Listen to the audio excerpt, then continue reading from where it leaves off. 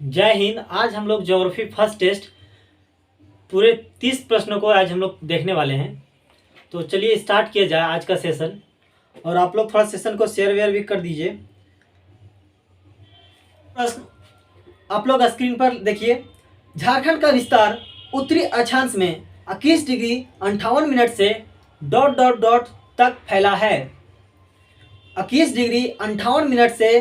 तक फैला है। Option number A 24 degree 50 minute, option number B 25 degree 18 minute, option number C 24 degree 75 minute और option number D 25 degree 40 minute.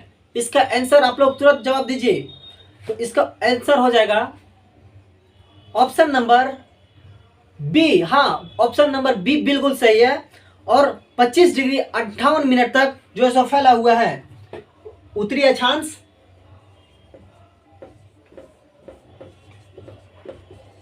उत्तरी अक्षांश की बात करें तो ये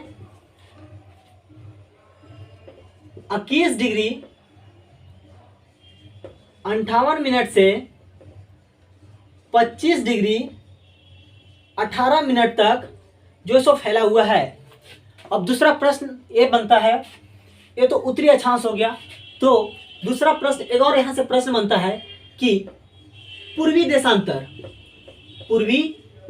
देशांतर कहां से कहां तक फैला हुआ है। इसका आप लोग आंसर जानते हैं तो ठीक है, नहीं तो हम बताते हैं। 83 डिग्री 19 मिनट से 87 डिग्री 57 मिनट तक ये जो सो फैला हुआ है। अब हम लोग नेक्स्ट प्रश्न की ओर बढ़ते हैं। तो दूसरा प्रश्न है, निम्नलिखित में से झारखंड की कौन सी नदी दक्षिण पूर्व दिशा की ओर बहती है। प्रश्न नंबर 2, झारखंड की कौन सी नदी है जो दक्षिण पूर्व दिशा की ओर बहती है। ये हो गया दक्षिण, ये हो गया पूर्व। दक्षिण पूर्व दिशा की ओर जो सो बहती है तो है वह कौन सी नदी है। ऑप्शन नंबर ए स्वर्ण रेखा नदी, ऑप्शन नंबर बी सोन नदी, ऑप्शन नंबर 3 अमानत नदी और ऑप्शन नंबर 4 ब्राकर नदी। तो इसका सही आंसर होगा ऑप्शन नंबर ए स्वर्ण रेखा नदी। इसका सही ऑप्शन नंबर ए, दूसरा का ए स्वर्ण रेखा नदी। स्वर्ण रेखा नदी की बात करें तो इसकी जो है उद्गम स्थल वो नगड़ी, छोटा नागपुर का पठार में ही है नगड़ी, रांची डिस्ट्रिक्ट में। वहां से छोटा स्वर्ण रेखा नदी का जो है उद्गम है। हम लोग आगे प्रश्न बढ़ते हैं। झारखंड की किस नदी के रेत में सोने का कण पाया जाता है। प्रश्न नंबर 3, झारखंड के किस नदी के रेत में सोने का कण पाया जाता है। फिर से आप लोग एक बार सुनिए। झारखंड के किस नदी के रेत में सोने का कण पाया जाता है। ऑप्शन नंबर ए सोन नदी, ऑप्शन नंबर बी दामोदर नदी, ऑप्शन नंबर सी शंख नदी और ऑप्शन नंबर डी स्वर्ण रेखा नदी। आप लोग इसका आंसर दीजिए। इसका सही आंसर होगा ऑप्शन नंबर डी स्वर्ण रेखा नदी। जी हाँ, स्वर्ण रेखा के नदियों में सोने का जो है सो अंश प्राप्त हुआ है, मतलब सोने का अंश वहां से मिला है। तो 3 का हो जाएगा ऑप्शन नंबर डी। अब हम लोग बढ़ते हैं आगे प्रश्न की ओर। चौथा प्रश्न को पढ़िए आप लोग। झूमर राढ़ू काची खरकई और संजय निम्नलिखित में से किस नदी का सहायक नदी है। Option number A Damodar, option number B Swarnarekha, option number C Ganga और ऑप्शन नंबर डी अमानत। आप लोग इसका आंसर दीजिए। तो इसका 4 का सही उत्तर होगा option number B Swarnarekha. Option number B स्वर्ण रेखा 4 का सही उत्तर है ये ऑप्शन नंबर बी स्वर्ण रेखा। अब हम लोग आगे की ओर बढ़ते हैं। ऑप्शन नंबर ए 4 में ऑप्शन नंबर ए दामोदर का सबसे बड़ा सहायक नदी के रूप में किसे जाना जाता है। तो आप लोग इसका आंसर कमेंट में जरूर कीजिए। इसका आंसर होगा दामोदर का सबसे बड़ा सहायक नदी के रूप में हम लोग ब्राकर नदी को जानते हैं। अब हम लोग पांचवा प्रश्न की ओर बढ़ते हैं। तो पांचवा प्रश्न का आप लोग स्क्रीन पर आप लोग इसे पढ़िए। धनबाद किस नदी के तट पर अवस्थित है? धनबाद किस नदी के तट पर अवस्थित है? धनबाद किस नदी के तट पर अवस्थित है?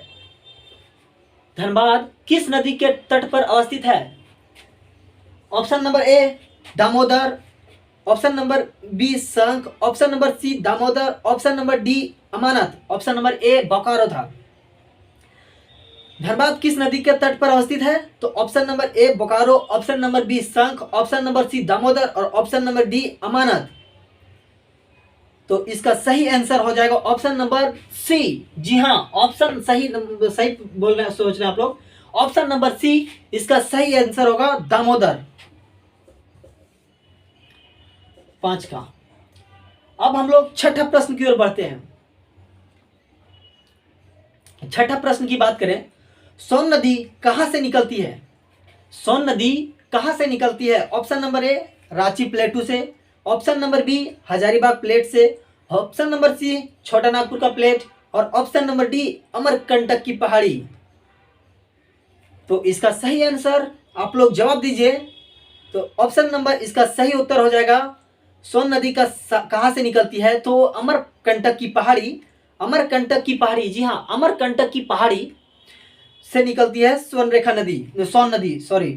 तो सोन नदी की बात करें तो इसका छठा का आंसर हो जाएगा डी अमरकंटक की पहाड़ी, अमरकंटक की पहाड़ी।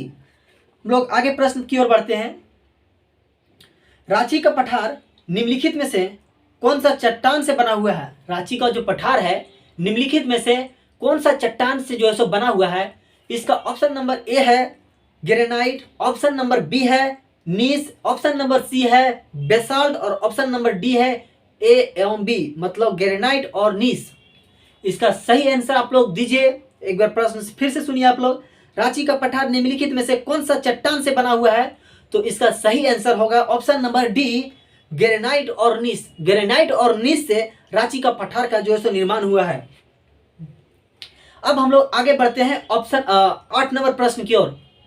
तो 8 नंबर प्रश्न की बात करें, रांची का पठार का औसत ऊंचाई कितनी है? रांची का पठार का औसत ऊंचाई कितनी है? तो इसका option number A 400, option number B 500, option number C 600 और ऑप्शन नंबर डी 700 मीटर।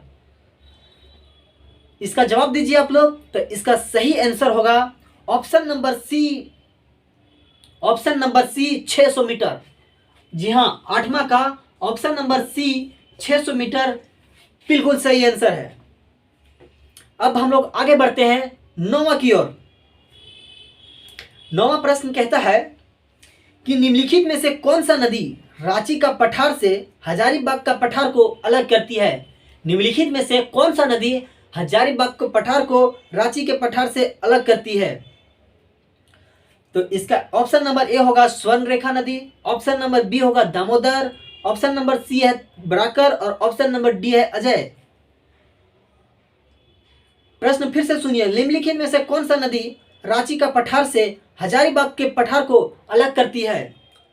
तो option number A Swarnarekha, option number B Damodar, option number C Barakar और ऑप्शन नंबर डी अजय। तो इसका आंसर जो है वो ऑप्शन नंबर बी है दामोदर। जी हाँ, दामोदर नदी जो है वो रांची के पठार को हजारीबाग के पठार से अलग करती है। हम लोग नेक्स्ट प्रश्न 10वां नंबर प्रश्न की ओर बढ़ते हैं। तो 10वां प्रश्न की ओर बात करें, रांची और हजारीबाग के पठार के निकट, रांची और हजारीबाग के पठार के निकट स्थित निचले पठार या बाहरी पठार की औसत ऊंचाई कितनी है? रांची और हजारीबाग के पठार के निकट निचले पठार और बाहरी पठार का औसत ऊंचाई कितनी है? ऑप्शन नंबर ए 550 से 100, ऑप्शन नंबर बी 100 से 150, ऑप्शन नंबर सी 200 से 300 मीटर, ऑप्शन नंबर डी 300 से 450 मीटर। प्रश्न फिर से सुनिए आप लोग। रांची और हजारीबाग के पठार के निकट स्थित निचले पठार या बाहरी पठार का औसत ऊंचाई कितना है? तो इसका सही आंसर होगा ऑप्शन नंबर डी। जी हाँ, ऑप्शन नंबर डी बिल्कुल सही आंसर है। इसका आंसर होगा 300 से 450 मीटर तक इसकी जो औसत ऊंचाई है।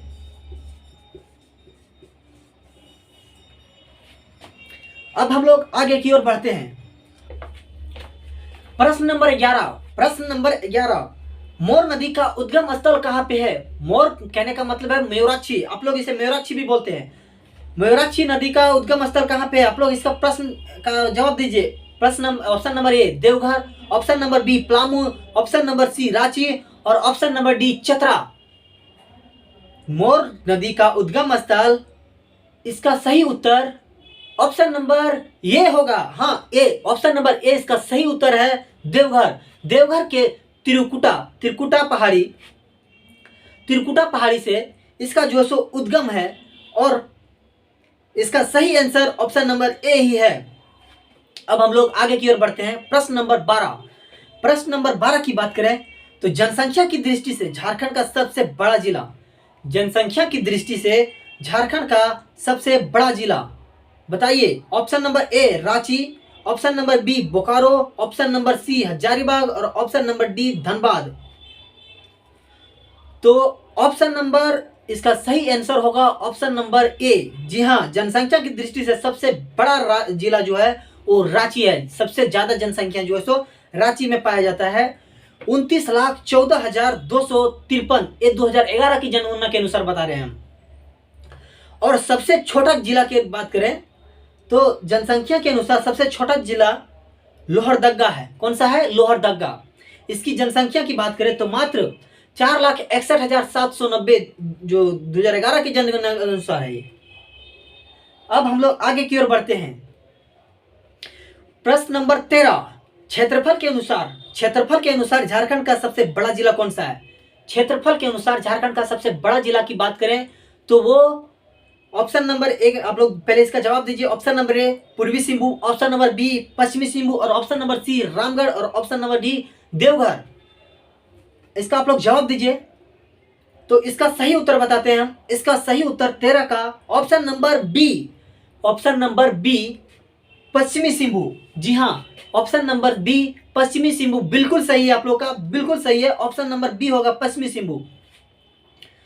और जनसंख्या के अनुसार हम लोग अगर क्षेत्रफल के अनुसार झारखंड का सबसे छोटा जिला की बात करें तो वो हो जाएगा आपका रामगढ़। ये मात्र 1,811 किलोमीटर स्क्वायर में फैला हुआ है रामगढ़। प्रश्न नंबर 14 की ओर बढ़ते हैं हम लोग। क्षेत्रफल की दृष्टि से झारखंड का कौन सा डिवीजन या भाग सबसे बड़ा है? Option number A Santhal Pargana, option number B Palamu, option number C Kolhan और ऑप्शन नंबर डी छोटा नागपुर। क्षेत्रफल की दृष्टि से एरिया वाइज सबसे बड़ा भाग कौन सा है? संथाल परगना, पलामू, कोल्हान और छोटा नागपुर। तो इस 14 का सही आंसर हो जाएगा ऑप्शन नंबर डी। जी हाँ, ऑप्शन नंबर डी इसका बिल्कुल सही आंसर है।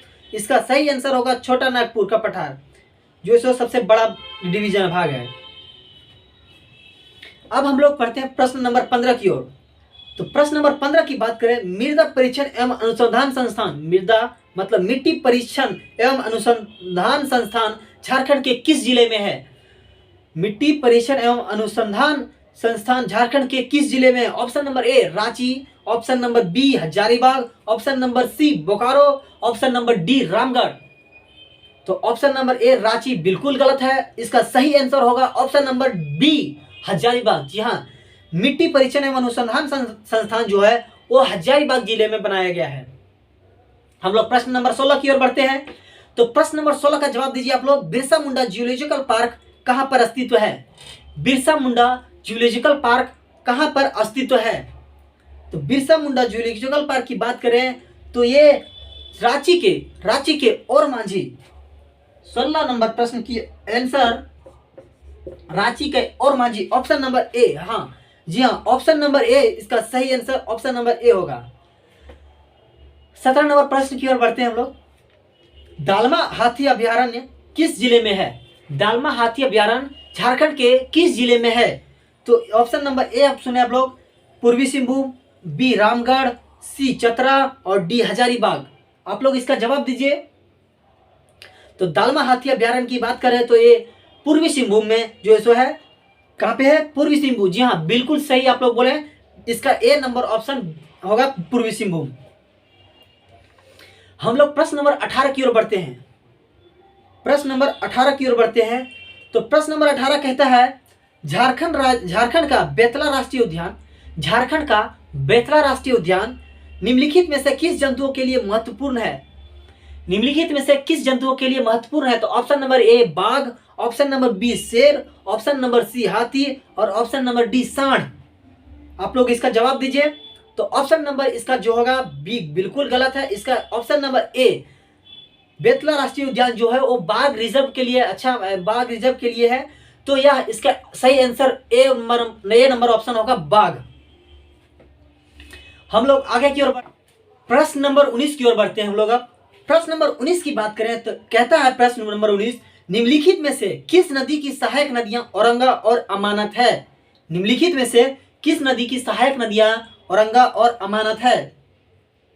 Option number A Sankh, option number B Barakar, option number C Dakshini Koel और ऑप्शन नंबर डी उत्तरी कोयल। इसका आप लोग जवाब दीजिए। तो औरंगा और अमानत की बात करें तो ये उत्तरी कोयल का सहायक नदी है। उत्तरी कोयल का सहायक नदी के रूप में हम लोग औरंगा और अमानत को जानते हैं। अब हम लोग प्रश्न नंबर 20 की ओर बढ़ते हैं। प्रश्न नंबर 20 कहता है दालमा वन्य अभ्यारण्य किस पहाड़ी के मध्य में स्थित है? दालमा वन्य अभ्यारण्य किस पहाड़ी के मध्य स्थित है? प्रश्न नंबर 20 की बात कर रहे हैं हम लोग। दालमा वन्य अभ्यारण्य किस पहाड़ी के मध्य में स्थित है? कहने का मतलब है किस पहाड़ी के बीच में जो है सो स्थित है। तो इसका option number A Netarhat, option number B Natki, option number C Dalma और ऑप्शन नंबर डी छातुपाल। आप लोग इसका जवाब दीजिए। नेतरहाट, नटकी, दालमा, छातुपाल। आप लोग तो इसका सही आंसर होगा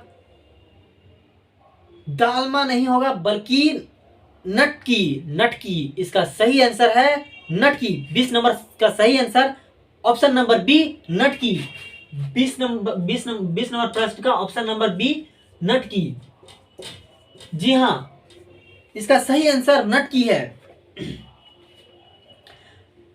अब हम लोग प्रश्न नंबर 21 की ओर बढ़ते हैं। बेतला राष्ट्रीय उद्यान जो है किस वर्ष राष्ट्रीय उद्यान के रूप में जाना जाता है? कहने का मतलब है बेतला राष्ट्रीय उद्यान जो है किस वर्ष से राष्ट्रीय उद्यान के रूप में जाना गया?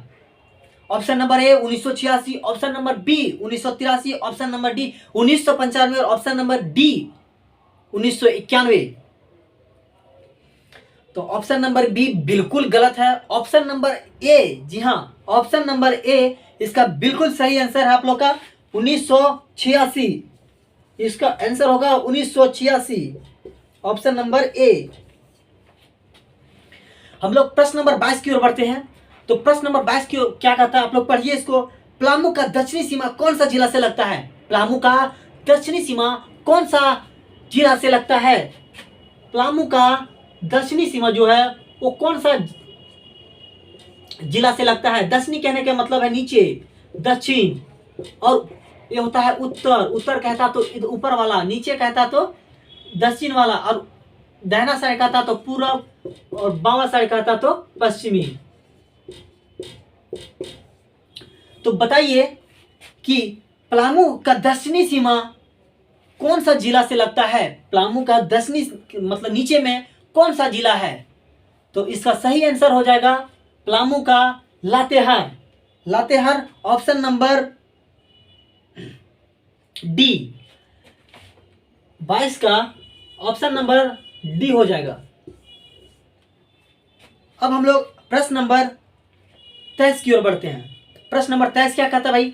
तो 23 नंबर आप लोग ध्यान से पढ़िए। झारखंड में कोयले जो प्राप्त किया जाता है वह कौन सा चट्टाने से प्राप्त किया जाता है?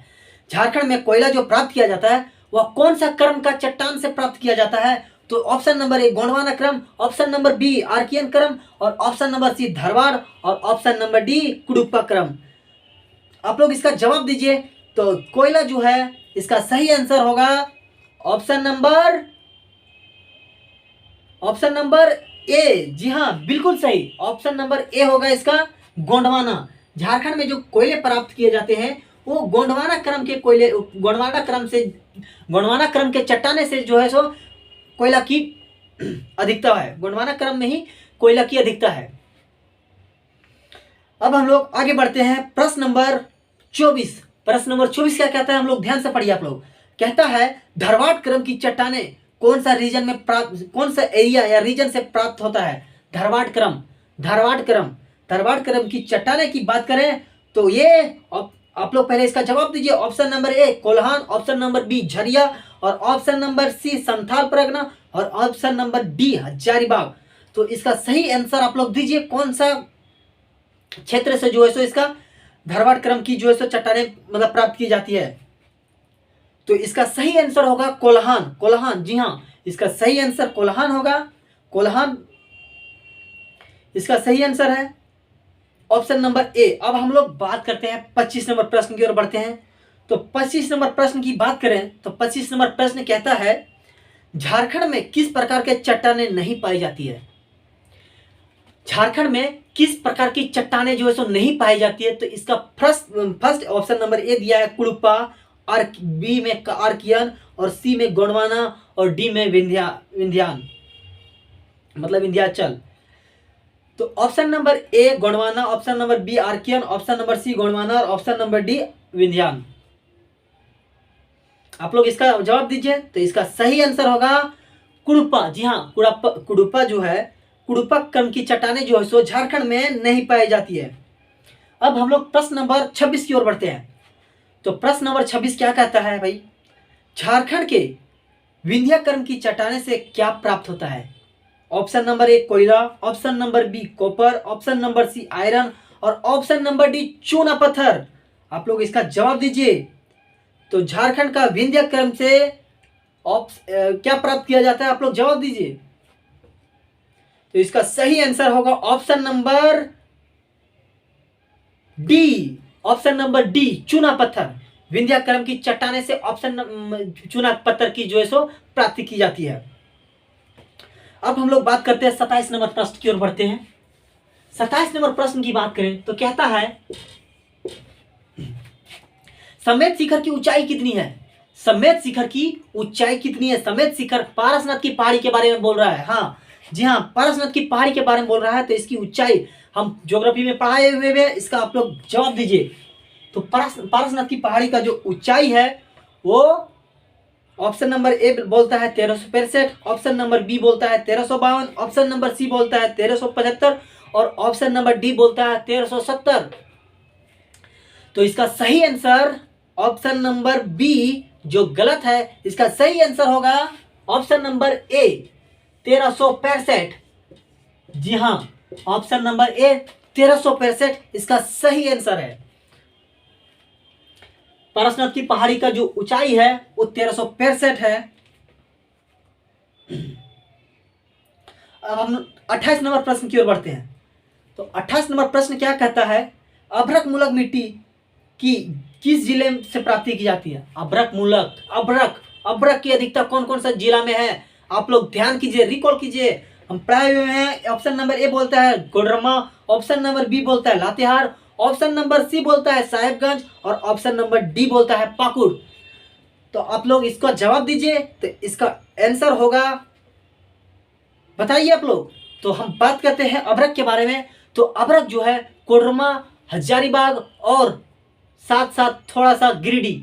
कोडरमा, हजारीबाग और गिरिडीह, ये अभ्रक मूलक मिट्टी 3 जिलों में झारखंड के पाई जाती है। तो इसका सही आंसर होगा कोडरमा।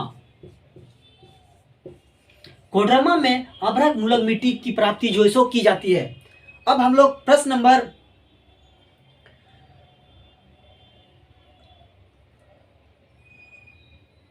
29 की ओर बढ़ते हैं। प्रश्न नंबर 29 क्या कहता है, झारखंड में काली मिट्टी की किस क्षेत्र में पाई जाती है। झारखंड में काली मिट्टी किस क्षेत्र में पाई जाती है। तो ऑप्शन नंबर ए कहता है संथाल परगना का क्षेत्र, ऑप्शन नंबर बी कहता है रांची का पठार, ऑप्शन नंबर सी कहता है हजारीबाग का पठार और ऑप्शन नंबर डी कहता है छोटा नागपुर का पठार। आप लोग इसका जवाब दीजिए। आप लोग पता है आप लोग को तो काली मिट्टी की अधिकता कौन सा क्षेत्र में है? तो काली मिट्टी की बात करें तो ये राजमहल की पहाड़ी वाला एरिया जिसे आप लोग संथाल परगना का क्षेत्र कहते हैं, जो गोड्डा के आसपास वाला एरिया में जो सब पाया जाता है काली मिट्टी।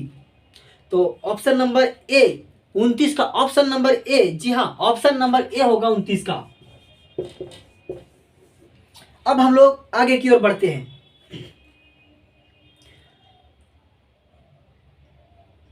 और प्रश्न नंबर 30 क्या कहता है? और आज का अंतिम प्रश्न नंबर 30 क्या कहता है?